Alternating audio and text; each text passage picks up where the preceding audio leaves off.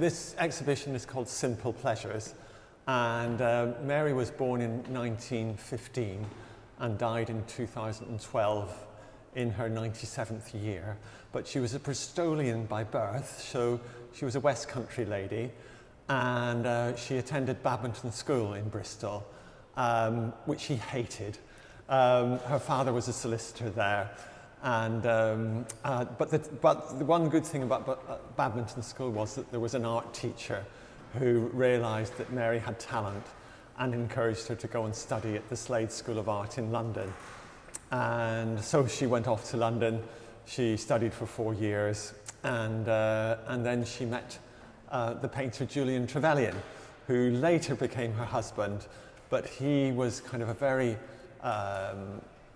well informed about internationally about the arts, and had lived in Paris, studied in Paris. So in a way, he became her teacher, and they settled. He already owned a property at Durham Wharf at Chiswick, that had been converted into studios. So once they were married, she came to live with him there, and they had adjoining studios, and they had the Thames literally on their doorstep. So she sort of painted under his, I think slightly under his wing, I would say, till he died in 1988. Not his fault that happened. I think it was just the art world back then was paternalistic. And I mean, she remained 300% devoted to him. They traveled all over the world, and were inspired by what they saw, put them into their paintings.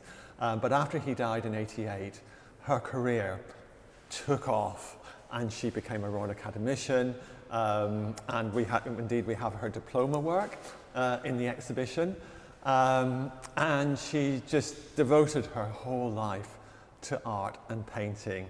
What about her connections with Bath? Her connections with Bath?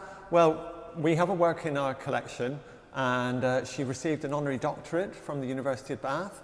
So we borrowed altogether, I think, 4 oil paintings and 1 drawing from the university to sit alongside the piece that we have. So, and she exhibited, I think, on at least 1 occasion in the Bath Society of Artists exhibition. So, but strangely, she's had one-person exhibitions, all over the country, but never one in Bath. So we've done this to honour her connections with Bath and with the West Country, and there are actually a couple of paintings in the show that reference Bath in terms of their subject matter. How would you describe her style as an artist? Well, people go absolutely bananas about her work. I mean, she's very, very collected, and I think that's because she uses these gorgeous colours, very, very rich palette, and she depicts everyday subjects, things that are in her home, beloved objects like seashells, little striped mugs, and clay bottles and things like that. She would go back to them again and again and again.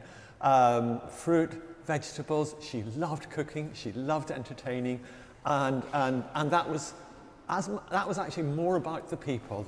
That they had friends all over Europe, and she loved going to see them. They came to see her.